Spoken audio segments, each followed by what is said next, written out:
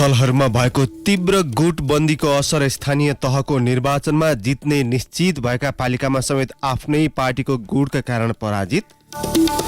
बलात्कार र यौनजन्य हिंसा सम्बन्धी उजुरीको हदम्याद हटाउन र त्यस्ता मुद्दामा फास्ट ट्र्याक अदालत स्थापना गर्न माग, यौन हिंसा विरुद्धको आवाज बुलन्द बन्दै। शैक्षिक सत्र सुरु भइसक्दा समेत पाठ्यपुस्तक हात नपरेपछि विद्यार्थीमा यो वर्ष पनि निराशा, पाठ्यपुस्तक अभाव हटाउन विकल्प खोज्नुपर्ने विज्ञहरूको सुझाव। अस्ट्रेलियामा विपक्षी नेता एन्थनी प्रधानमन्त्रीमा चयन स्पष्ट बहुमत नभएकाले सरकार गठन प्रक्रिया भने सकसपूर्ण। र म्यानचेस्टर सिटीका केभिन डी ब्रुयन प्रिमियर लिगको वर्ष खेलाडी घोषणा, म्यान सिटीकै फिल फोडेन उत्कृष्ट युवा खेलाडी। नमस्कार, कान्तिपुर डायरीका साथमा केशु र म अनिल। समाचार अब विस्तारमा। अघिल्लो निर्वाचनमा 6 महानगरमध्ये 2 र 11 उपमहानगरमध्ये 8वटा जितेको एमाले यसपालि 2वटा उपमहानगर मात्रै जित हासिल गरेको छ। सबै महानगरमा पछाडि छ। हेटौडा, बुटोल, जितपुर, सिमरा एमाले गुमाएको छ भने काठमाडौँ, पोखरा, धरानमा पछाडि छ। कांग्रेसले पनि धनगढी उपमहानगर गुमाउने निश्चित भएको छ। जनकपुरमा गठबन्धनका उम्मेद्वार चौथो स्थानमा छन्। कांग्रेसका बागी जित नजिक छन्। अघिल्लो निर्वाचनमा मधेसका 21 पालिका जितेको माओवादीले यसपटक 9 पालिका मात्रै जित हात पारेको छ भने 1 मा मात्र अग्रता लिएको छ। मुख्य दलका यी हारमा अन्तरपार्टी प्रतिस्पर्धा मात्र होइन, सङ्घर्ष पनि निर्णायक देखिएको छ। काठमाडौँ, पोखरा, वीरगञ्ज र बुटोलमा उम्मेद्वार छनौट गर्दा नै एमाले भित्र असन्तुष्टि बढी देखिएको थियो। काठमाडौँमा अध्यक्ष केपी शर्मा ओलीको विशेष रुचिमा केशव स्थापितलाई मेयरका उम्मेद्वार बनाइएको, पोखरामा दीपक पौडेलको अन्तिम समयमा टिकट खोसेर कृष्ण थापालाई अघि सारिएको र वीरगञ्जमा नवप्रवेशी विजय सरावगीलाई टिकट दिएकाले आन्तरिक विवाद बढेको थियो। यस्तै बुटोलमा तत्कालीन नेकपाका महासचिव विष्णु पौडेल र एमाले महासचिव शंकर पोखरेल आम्ने सामने हुँदा हारेको कार्यकर्ताको भनाइ छ। एमाले वरिष्ठ उपाध्यक्ष ईश्वर पोखरेलले पार्टीभित्र अन्तर्घात भएको संकेत गर्दै भन्नुभयो, मत परिणाम आउने क्रम जारी नै छ। अहिलेसम्मको अवस्था हेर्दा कतिपय ठाउँमा ओडाओडामा जित्ने तर टाउको नआउने जस्तो भएको छ। के भएको हो सबै पाटोबाट विश्लेषण गर्छौं। पोखरा महानगरमा एमालेका मेयर प्रत्याशी कृष्ण बहादुर थापा हरेक जसो चुनावी सभामा भन्ने गर्नुहुन्थ्यो, 25,000 मतान्तरले जित्छौं। तर सत्तारूढ गठबन्धनबाट एकीकृत समाजवादीका प्रत्याशी धनराज आचार्य झण्डै 4,000 मतले अगाडि हुनुहुन्छ। 2074मा झण्डै 14,000 मतान्तरले मेयर, 12,000 मतान्तरले उपमेयर र 33 मध्ये 22 वडाध्यक्ष जितेको एमाले यसपल्ट किन कमजोर भयो? जवाफ पूर्व मुख्यमन्त्री पृथ्वी सब्बा गुरुङ र एमाले संगठन विभाग प्रमुख खगराज अधिकारीसँग माग्नुपर्ने कार्यकर्ताको भनाइ छ। एमालेको महानगर कमिटी बैठकमा 12 जनाले मेयरमा आकांक्षा प्रस्तुत गरेका थिए। आन्तरिक चुनावबाट 3 जनाको नाम सिफारिस गर्ने प्रयास सफल नभएपछि 12 जनाकै नाम केन्द्रीय समितिमा पुगेको थियो। अध्यक्ष ओलीकै नेतृत्वमा बसेको सचिवालय बैठकले मनोनयनको अघिल्लो दिन अबेर गरी मेयरमा प्रदेश कमिटी सदस्य दीपक पौडेललाई टिकट दिने निर्णय गर्यो भने उपमेयरमा मञ्जुदेवी गुरुङलाई दोहोरायो। गुटबन्दी, अन्तर्द्वन्द, टिकट वितरणमा पार्टीका तल्ला निकायको उपेक्षा र विशेष गरी प्रधानमन्त्री शेरबहादुर देउवा पत्नी तथा कांग्रेस केन्द्रीय सदस्य आरजू देउवाको हस्तक्षेपकारी भूमिकाका कारण कांग्रेसले सुदूरपश्चिमको एकमात्र उपमहानगर धनगढीको नेतृत्व गुमाउने पक्कापक्की भएको छ। गत निर्वाचनमा बहुमत ओडासहित जित हासिल गरेको कांग्रेस यसपटक प्रदेश राजधानी रहेको उपमहानगरमा ओडामै सीमित हुने देखिएको छ। प्रदेशका अन्य जिल्लामा गठबन्धन हुन सके पनि प्रधानमन्त्री पत्नी आरजूको चुनावी क्षेत्र भएका कारण शीर्ष नेताहरूले केन्द्रमै सहमति गरेर कैलालीमा गठबन्धन गर्ने निर्णय गरेका थिए।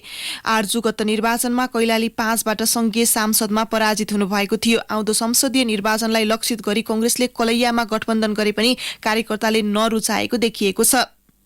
कंग्रेस नेता सुरत रावल भन्नुहुन्छ यो सबै ठाउँमा पद शक्ति र सत्ताको दुरुपयोग गर्नु हुँदैन भन्ने तथ्यलाई बुझ्न नसकेको अवस्था हो। पार्टीभित्रका आन्तरिक प्रतिस्पर्धादेखि सत्ता सञ्चालनमा शक्ति र सत्ताको दुरुपयोग भयो भने कार्यकर्तामा वितृष्णा फैलिन्छ भन्ने तथ्य बुझ्न आवश्यक छ। पार्टीको गत अधिवेशनमा नेतृत्व तहबाट भएको हस्तक्षेप र लगत्तै भएको स्थानीय तहमा टिकट वितरणमा गरिएको मनपरी पनि कंग्रेसले आफ्नो वर्चस्व गुमाउने कारणमध्ये प्रमुख कारण ठान्ने नेता कार्यकर्ता धेरै छन्।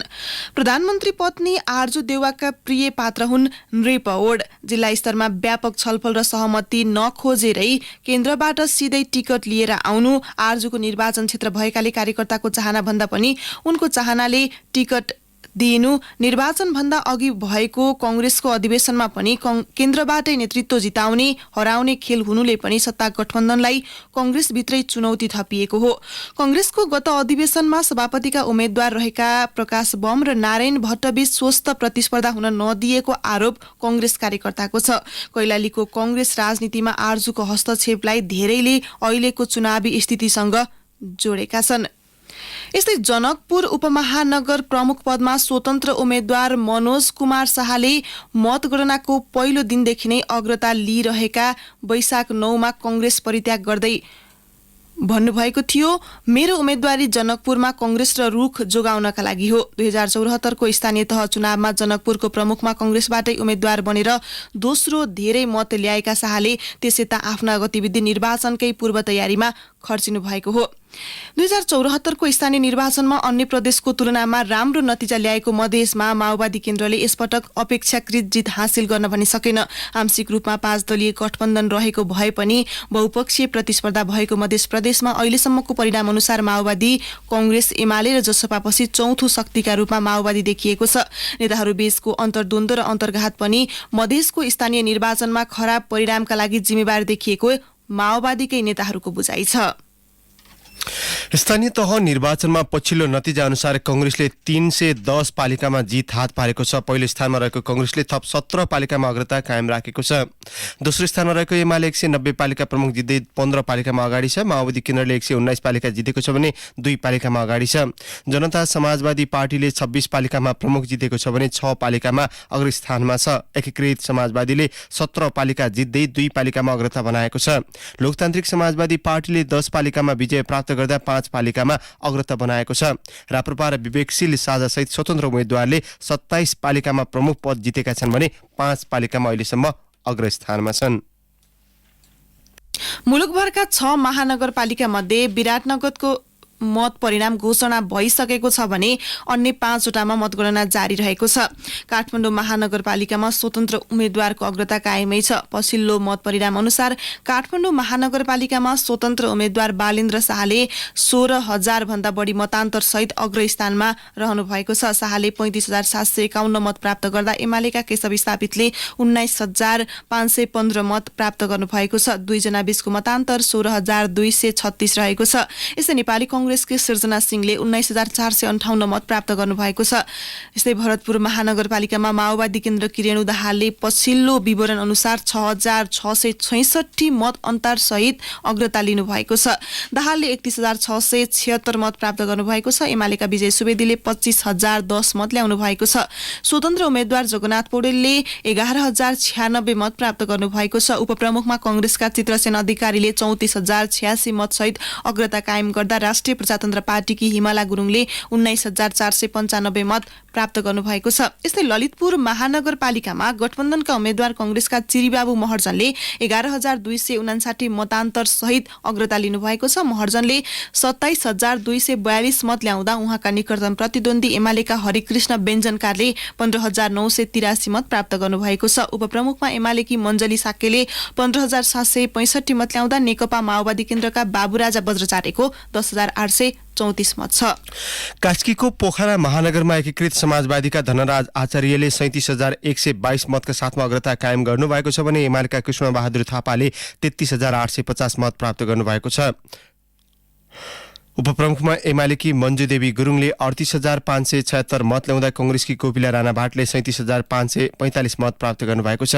पर्साको वीरगञ्ज महानगरको पछिल्लो अपडेट अनुसार जनता समाजवादी पार्टीका राजेश मानसिंहले 27,515 मतका साथमा अग्रता कायम गर्नुभएको छ। एमालेका विजय कुमार सरावगीले 14,233 मत ल्याउनु भएको छ।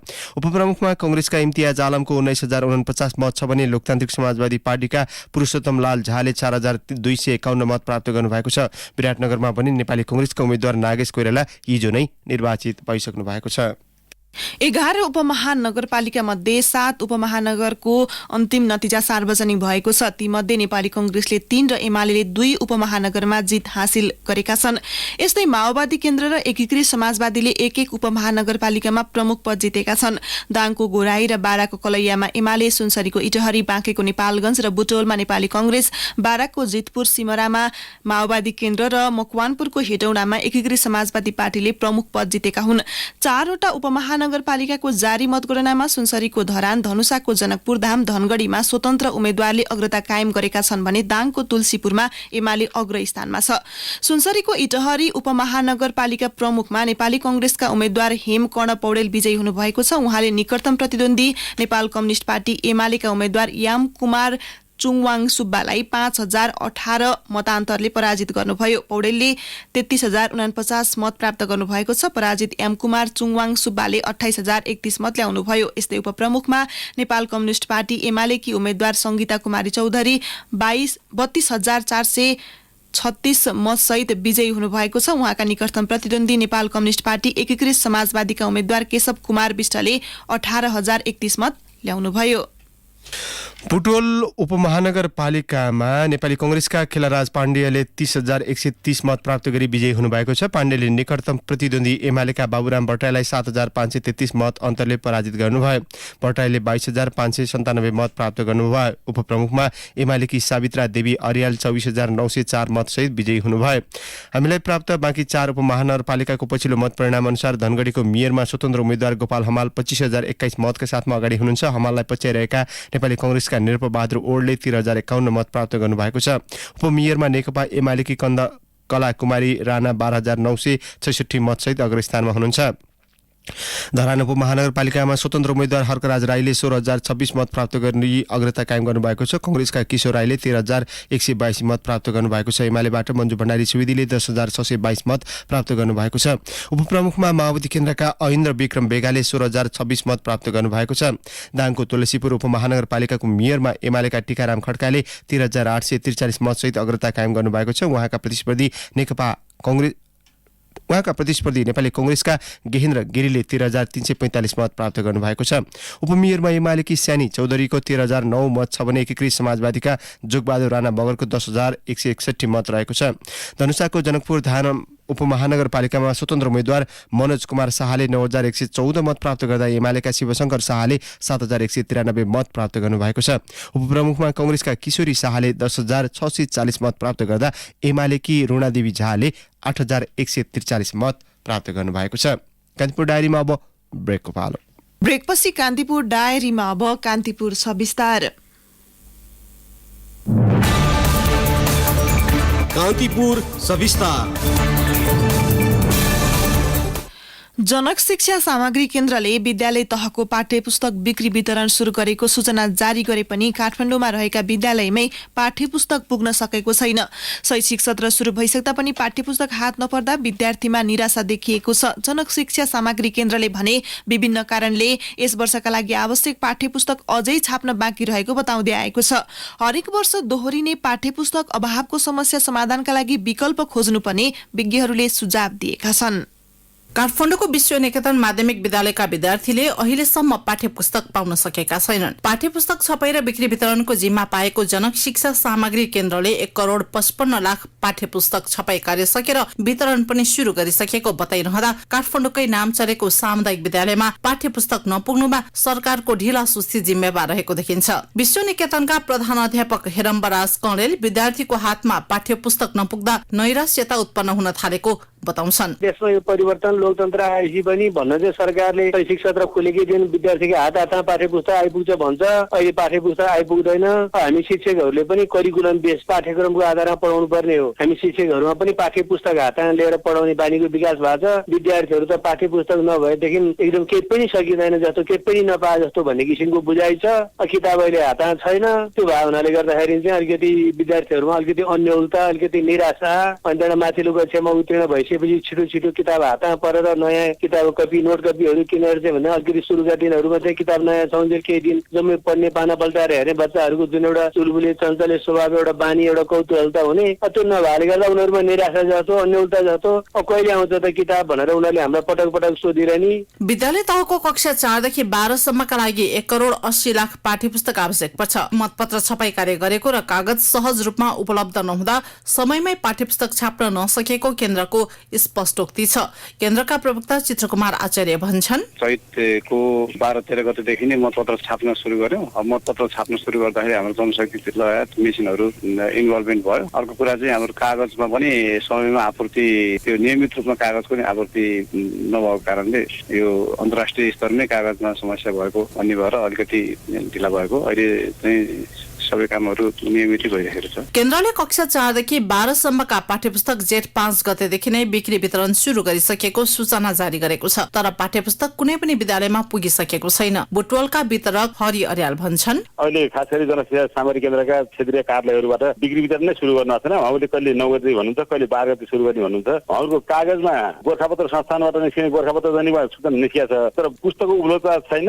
किताब गोदाममा पनि उहाँको किताब असाध्यै कम छन्। किताबको प्रयोग हुने सम्भावना पनि देखिँदैन। अहिले त बुटलमा त किताब बिक्री सुरु नै गरेका छैन। यस वर्षको शैक्षिक सत्र जेठ 1 गतेदेखि सुरु भइसकेको छ। कतिपय विद्यालयले प्रयोग भइसकेका पाठ्यपुस्तक उपलब्ध गराएर पठन पाठन सुरु गरेका छन्। पाठ्यपुस्तक नहुँदा विद्यार्थी पठन पाठनबाटै पनि वञ्चित हुनु परेको छ। शिक्षा क्षेत्रका विज्ञ विद्यानाथ कोइराला हरेक वर्ष जसो हुने पाठ्यपुस्तक अभावको विषयमा विकल्प खोज्नु पर्ने सुझाउँछन्। उनी भन्छन्, तपाईँले नि पढ्दाखेरि त्यसै गरी पढ्नुभयो होला, दाजु दिदीको किताब पढियो, हामीले पढ्दा नि त्यही हो। अहिले पनि त्यो किसिमको गर्न सक्ने सम्भावना छ। दाजु दिदीको किताब पढ्ने किसिमको संस्कृतिलाई निरन्तर दिन पोहोर सालको कोरोनाको बेलामा प्राइभेट स्कुलहरूले पनि त्यसो किसिमको गरेर गरे भनेपछि त्यो सम्भावना छ। त्यो सम्भावना किन नखोजिया? पाठ्यपुस्तकहरू यिनीहरू जम्मै त अहिले चाहिँ नि नेटमै उपलब्ध छन्। हाम्रा शिक्षकले किन नसिकेको? बेलामा त सिक्नुपर्ने हो नि, किनभने समयसँग सिक्नुपर्ने बाध्यता हुन्छ। मैले सिकिरहेको छु भन्ने मेरा शिक्षकले किन सिक्दैनन्? मभन्दा पछि जन्मेका शिक्षकले किन सिक्दैनन्? शिक्षकले कति वर्ष पढायो? 10औं वर्ष पढाइसकेका छन्। 10 वर्ष पढाउँदाखेरि के पढायो? त्यही विषय पढायो। त्यही विषय पढाउँदाखेरि पाठ्यक्रम नै चाहिने हो र? पाठ्यपुस्तकै चाहिने हो र? होइन। आफै पनि पाठ्यक्रम पाठ्यपुस्तक भइसक्यो। पुस्तकालय छ, त्यो पुस्तकालयमा 500-10 किताबहरू टन्न राखिदिएर केटाकेटीहरूलाई ल पुस्तकालयमा जाऊ, तिमीहरू चाहिने किताब चाहिँ ल्याऊ भन्दा चाहिँ किताब दिए भइ बिहानै बेलुका दिउँसो जतिखेर केटाकेटीलाई भारी बोकाउने भरिया होला भने उसले भरिया बोक्नु पर्ने त होइन। उसले त चाहिएको किताब आफू लिन पाउने किसिमको ढङ्ग गरौँ न। जनक शिक्षा सामग्री केन्द्रले केही वर्ष यता समयमै विद्यार्थीको हातमा पाठ्यपुस्तक पुर्याएको दावी गर्दै आएको थियो। यसपटक पनि स्थानीय तहको चुनावका लागि मतपत्र पनि छाप्ने जिम्मा पाएपछि केन्द्रले पाठ्यपुस्तक छपाई कार्य ढिलाइ भएको बारम्बार सूचना जारी गर्दै आएको छ। पाठ्यक्रम परिवर्तन भएका कक्षाका लागि पाठ्यक्रम विकास केन्द्रले आफ्नो वेबसाइटमा सफ्ट कपी राखेको छ, जुन विद्यालयहरूले डाउनलोड गरी विद्यार्थीहरूलाई तत्कालका लागि पठन पाठनको व्यवस्था मिलाउन सक्छन्। शहरी क्षेत्रमा क्षणिक समाधानका लागि सो उपायले काम गरे पनि दूरदराजमा सही साबित हुन सक्दैन। हरेक वर्ष दोहोरिने पाठ्यपुस्तक अभावको समस्या समाधानतर्फ सरकार गम्भीर बन्न नसके विद्यार्थीले पढ्न पाउनु पर्ने नैसर्गिक अधिकारबाट वञ्चित हुने पक्का छ। यसतर्फ सरकार गम्भीर बन्नुपर्ने देखिन्छ। रेडियो कान्तिपुरका लागि पार्वता चौधरी। कान्तिपुर सविस्तार। 8 वर्ष अघि भएको एउटा सौन्दर्य प्रतियोगिताकी प्रतिस्पर्धीले आफूमाथि आयोजकबाट गरिएको बलात्कार यौन शोषणको घटना सार्वजनिक गरेसँगै सामाजिक अभियन्ता, अधिकारकर्मी तथा सरोकारवाला प्रदर्शनमा जुटेका छन्। मिस ग्लोबल इन्टरनेसनल 2014मा सहभागी उनलाई आयोजकले होटलमा बोलाएर पहिलो पटक बलात्कार गरेको र त्यहाँ खिचेको फोटो र भिडियो ब्ल्याकमेल गर्दै निरन्तर 6 महिनासम्म यौन शोषण गरेको विषय बुधबार सार्वजनिक भएको थियो। बुधबार टिकटक र बिहिबार इन्स्टाग्रामबाट भिडियो मार्फत पीडित युवतीले आफूमाथि भएको घटनाको विस्तृत खुलासा गरेसँगै उनको समर्थन गर्दै दोषीलाई कारवाहीको माग गर्नुपर्ने आवाज संगठित हुँदै गएको छ। करिब 300 प्रदर्शनकारीले शुक्रबार बिहान 9 बजे अकुपाई बालुवाटारको ब्यानरमा बालुवाटारमा करिब 1 घण्टा प्रदर्शन गरेका थिए। शनिबार हिजो बिहान 9 बजेतिर माइतीघरमा पनि केही कवि अभियन्ता र युवा भेला भएका थिए। प्रदर्शनकारीले बलात्कार र यौन जन्य हिंसा सम्बन्धी उजुरी गर्ने हदम्याद हटाउनुपर्ने, त्यस्ता मुद्दाको निर्णय गर्न फास्ट ट्र्याक अदालतको स्थापना गर्नुपर्ने लगायतका माग गर्दै आधा घण्टा जति नाराबाजी गरेका छन्। मुलुकीय ऐनमा बलात्कार विरुद्ध उजुरी गर्न 1 वर्ष हदम्याद तोकिएको छ। हदम्यादले सिर्जना गरेको अवरोधलाई हटाएर दोषीलाई कानुनी दायरामा ल्याउनुपर्ने प्रदर्शनकारीको माग छ। यसैबीच सौन्दर्य प्रतियोगिताकी एक प्रतिस्पर्धीमाथि बलात्कार र यौन शोषणको आरोप लागेका मनोज पाण्डेलाई प्रहरीले हिजो पक्राउ गरेको छ। मलेसियामा श्रमिक पठाउने म्यानपावर कम्पनीहरूलाई रोजगारदाता कम्पनीबाट प्राप्त भएको हवाई टिकट खर्च, सेवा शुल्कको आमदानी र खर्चको विवरण पेश गर्न वैदेशिक रोजगार विभागले 7 दिने अल्टिमेटम दिएको छ। मलेसियाबाट श्रमिकको मागपत्र प्राप्त गर्न नेपाली व्यवसायीबाट अस्वस्थ प्रतिस्पर्धा भएको भन्दै विभागले यस्तो गरेको हो। श्रम सम्झौता कार्यान्वयनमा आएको मितिदेखि श्रमिक पठाउने म्यानपावर कम्पनीलाई विभागले समय सीमा तोकेरै विवरण पेश गर्न भनेको छ। गत वैशाख 14 देखि 19 सम्म मलेसिया पुगेका श्रम रोजगार तथा सामाजिक सुरक्षा मन्त्री कृष्ण कुमार श्रेष्ठ समक्ष त्यहाँमा रोजगारदाता संस्थाका प्रतिनिधिहरूले श्रमिकको मागपत्र प्राप्त गर्न नेपाली व्यवसायीबाट अस्वस्थ प्रतिस्पर्धा हुने गरेको बताउनु भएको थियो। विभागले नेपाल र मलेसिया सरकारबीच द्विपक्षीय श्रम सम्झौता भएको मितिदेखि हालसम्म श्रमिक पठाइएका रोजगारदाता सहितको विवरण पेश गर्न भनेको छ। कान्तिपुर डायरीमा पुनः ब्रेकको पालो। कान्तिपुर डायरीमा अब आर्थिक प्रसङ्ग। आगामी आर्थिक वर्ष 2079-80 का लागि 17 खर्ब 23 अर्ब रुपियाँ बराबरको बजेट ल्याउने गरी सरकारले तयारी अघि बढाएको छ। आगामी आर्थिक वर्षको बजेटका सिद्धान्त र प्राथमिकता संसदमा पेश भइसकेका छन्। सरकारले यसै साता वार्षिक नीति तथा कार्यक्रम पनि सार्वजनिक गर्ने तयारी गरेको छ।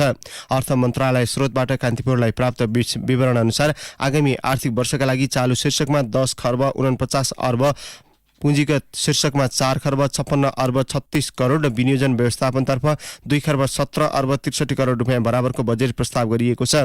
यो बजेटका लागि करिब 85% स्रोत आन्तरिक राजस्व र ऋणबाट बिहोरिनेछ। करिब 12% वैदेशिक ऋणबाट बिहोरिनेछ। अर्थ मन्त्रालय स्रोतका अनुसार आगामी आर्थिक वर्षको बजेटका लागि 14 खर्ब 58 अर्ब 7 करोड रुपियाँ बराबर आन्तरिक स्रोतबाट, 2 खर्ब 14 अर्ब 80 करोड वैदेशिक ऋण मार्फत र 50 अर्ब 10 करोड रुपियाँ बराबर वैदेशिक अनुदान मार्फत स्रोत बिहोर्ने सरकारले लक्ष्य राखेको छ। अब अन्तर्राष्ट्रिय प्रसङ्ग। अस्ट्रेलियामा विपक्षी नेता एन्थनी अल्बानिज प्रधानमन्त्रीमा चयन हुनुभएको छ। अस्ट्रेलियाको लेबर पार्टी 1 दशकपछि सत्तामा आएको बीबीसीले उल्लेख गरेको छ। प्रधानमन्त्री स्कट मोरिसनले अद्वितीय नतिजाका लागि अस्ट्रेलियाका जनतालाई धन्यवाद दिनुभएको छ। 151 सिट रहेको अस्ट्रेलियाको तल्लो सदनमा लेबर पार्टीले 72 सिट जितेको छ भने सत्तारूढ लिबरल गठबन्धनले 55 सिट जितेको छ। अन्तिम नतिजा आउन बाँकी नै रहेकाले बहुमतको 76 सिट ल्याउन सफल नभए लेबरका लागि सरकार गठन भने चुनौतीपूर्ण हुने विश्लेषण गरिएको छ। अल्बानिजले आजै शपथ ग्रहण गर्ने कार्यक्रम रहेको बीबीसीले उल्लेख गरेको छ। त्यस लगत्तै अस्ट्रेलियाको प्रतिनिधित्व गर्दै जापानमा हुने अमेरिकी भारत सहितको संयुक्त बैठकमा सहभागी हुने कार्यक्रम छ। स्कट मोरिसन सन् 2007 मा जोन होवार्ड पछि अस्ट्रेलियामा पूर्ण कार्यकाल पदमा बस्ने प्रधानमन्त्री हुनुभएको छ। अब खेल प्रसङ्ग। म्यानचेस्टर सिटीका Kevin De Bruyne Premier League फुटबलको वर्षको उत्कृष्ट खेलाडी घोषणा भएका छन्। म्यान सिटीकै फिल फोर्डेन उत्कृष्ट युवा खेलाडी घोषित भए। डी ब्रुयनले जारी सिजन आफ्नो टोलीका लागि 15 गोल गरे भने 7 मा असिस्ट गरेका छन्। आज उनी अन्तिम खेल अघिसम्म शीर्ष स्थानमा रहेको म्यान सिटी पनि सफल टोलीमा परेको छ। 30 वर्षीय डी ब्रुयनले प्रिमियर लिगको वेबसाइटमा राखिएको प्रिमियर लिगको भोटिङ सहित 20 प्रिमियर लिगका कप्तान र फुटबल विज्ञहरूको प्यानलले उत्कृष्ट घोषणा गरेको हो।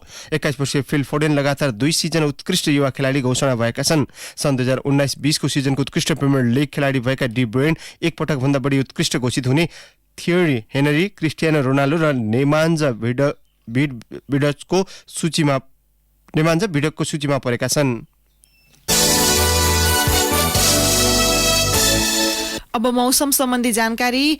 काठमाडौँ उपत्यका सहित मुलुकका अधिकांश भूभागमा आंशिकदेखि सामान्य बदली रहने जल तथा मौसम विज्ञान विभागले जनाएको छ। केही बेर अघि 20 डिग्री सेल्सियस मापन गरिएको काठमाडौँ उपत्यकाको अधिकतम तापक्रम आज 27 डिग्री सेल्सियससम्म पुग्नेछ। सूर्योदय बिहान 5:13 भयो भने सूर्यास्त साँझ 6:48 हुनेछ।